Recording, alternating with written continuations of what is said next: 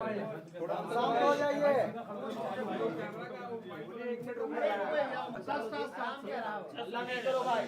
चलिए शांति।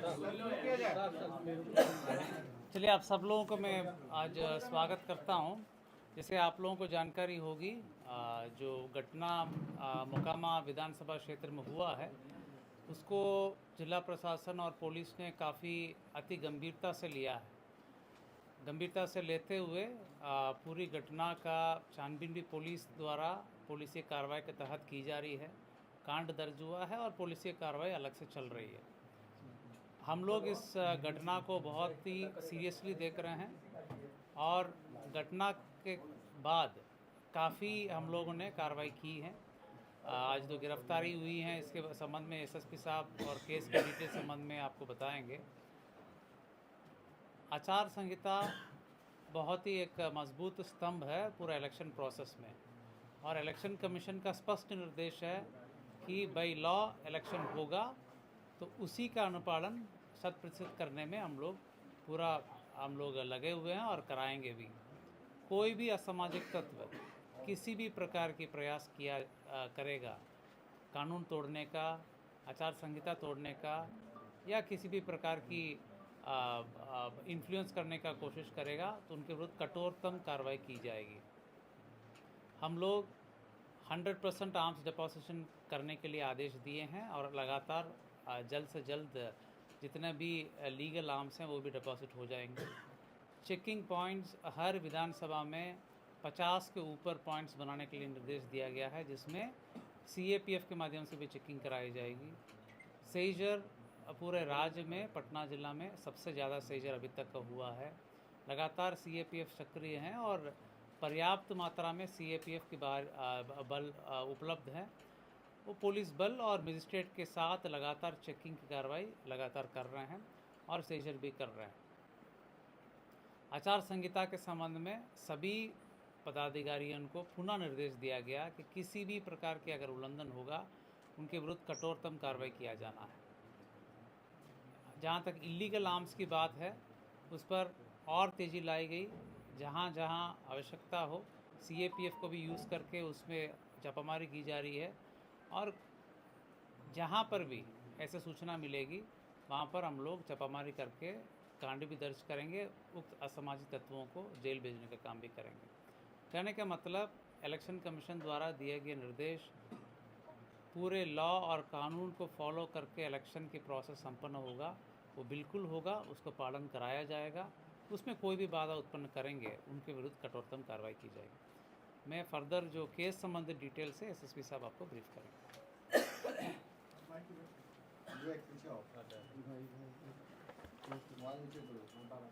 आप लोग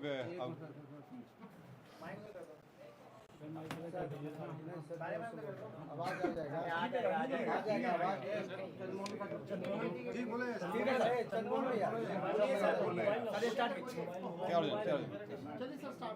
सर स्टार्ट कीजिए। आप लोग अवगत हैं कि 30 तारीख को एक गंभीर घटना घटी थी और जो दुर्भाग्यपूर्ण था कि इस तरह की घटना नहीं होनी चाहिए थी। इस घटना में जो तारतर गांव है उसके समीप में दो पक्षों जो वहाँ प्रत्याशी थे वो उन दोनों के काफिला आ रहा था और उन दोनों के बीच पक्षों में झड़प हुई और झड़प में पथराव हुआ, लोग घायल हुए और उसके बाद एक शव बरामद हुआ। उसमें जो दुलार चंद यादव हैं जो 75 वर्ष के रहने वाले हैं, उसी गांव के पास के रहने वाले हैं, उनका पूर्व में भी आपराधिक इतिहास रहा है, उनका शव बरामद किया गया। उसके बाद वहाँ पे दोनों पक्षों के द्वारा कांड दर्ज कराया गया। कांड दर्ज होने के बाद अनुसंधान प्रारंभ किया गया। पुलिस घटना की सूचना मिलते ही तुरंत पहुंची थी वहाँ पे और वहाँ से साक्ष्य भी इकट्ठे किए गए। घटनास्थल से कई जगह के फुटेज भी प्राप्त हुए, जिससे क्या घटना हुई है उसके बारे में कई जानकारियाँ मिली। लोगों के गवाह भी सामने आए और उनकी गवाही भी ली गई। साथ ही कल मृतक का पोस्टमार्टम कराया गया, उससे भी हम लोगों को अहम सुराग मिले। जो अभी तक के अनुसंधान में आया उसमें उससे प्रतीत हुआ कि ये जो घटना हुई है ये आदर्श संहिता का उल्लंघन भी हुआ है। इसमें ये एक गंभीर मामला भी था। हम लोग इलेक्शन कमीशन के द्वारा निर्देशित भी किया गया था कि शांतिपूर्ण ढंग से इलेक्शन होना चाहिए, और इसमें जब अनुसंधान किया गया तो पाया गया कि जो प्रत्याशी हैं वो वहाँ पे मौजूद थे, उनके सामने में घटनाएं हुई हैं और जो कांड के मुख्य अभियुक्त भी हैं अनंत सिंह, उनकी आज गिरफ्तारी बेड़ना गांव से किया गया है। इसमें हम लोग को जो जानकारी प्राप्त हुई थी, इनके 2 सहयोगी भी इनके साथ में थे जो उस घटना स्थल पर भी थे और उनकी भी गिरफ्तारी की गई है। ये 2 व्यक्ति हैं मणिकांत ठाकुर जो नदवा गांव के रहने वाले हैं और दूसरा रंजीत राम जो लदमा गांव के रहने वाले हैं। इस पूरे मामले में 3 लोगों की गिरफ्तारी हुई है। जो प्रत्याशी हैं अनंत सिंह, उनकी गिरफ्तारी हुई है। दूसरा मणिकांत ठाकुर जो नदवा गांव के रहने वाले हैं, बाढ़ थाना अंतर्गत। दूसरे रंजीत राम जो लदमा गांव के रहने वाले हैं। ये लोग भी उस घटना स्थल पर थे मौजूद। इन तीनों की गिरफ्तारी की गई है। इन तीनों को आगे मजिस्ट्रेट के सामने प्रस्तुत कराया जाएगा और आगे विधि सम्मत कार्रवाई की जाएगी।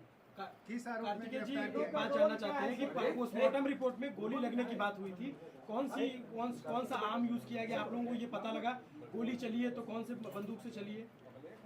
इसमें जो पोस्टमार्टम रिपोर्ट आया है उस रिपोर्ट में दिया गया है कि उनके जो मृत्यु का कारण बताया गया है उसमें बताया गया है कि जो शॉक लगा है उनको हार्ड और ब्लंट सब्सटेंस के साथ, जो उनके हृदय और फेफड़ों में जो चोट आई है। इसके अतिरिक्त उनके पाँव में गोली का भी आया है, जिनको गोली मारी गई है।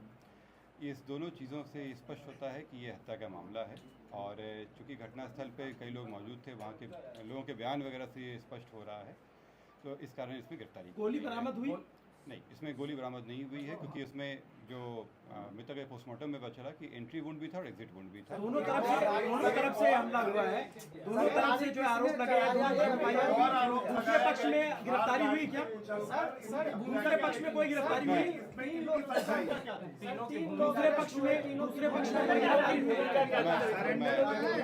मैं आप लोगों की बातों, मैं आप सभी के प्रश्नों का उत्तर दूंगा। यहाँ पे एक एक करके हम लोग बात करेंगे। दूसरे पक्ष की गिरफ्तारी हुई? लोग कह रहे हैं कि सरेंडर किया है अनंत सिंह ने, ये स्पष्ट कर दीजिए कि सरेंडर है या गिरफ्तारी है? सर सरेंडर है या गिरफ्तारी? मैं एक एक करके आप लोगों के प्रश्नों का उत्तर दे देता हूँ। इसमें पहला बात जो था कि 3 लोगों की गिरफ्तारी हुई है। इससे 3 लोगों की गिरफ्तारी हुई है। इसमें अन्य लोग भी हैं जिनके विरुद्ध रेड छापामारी चल रही है। कार्तिकेय जी दूसरे पक्ष की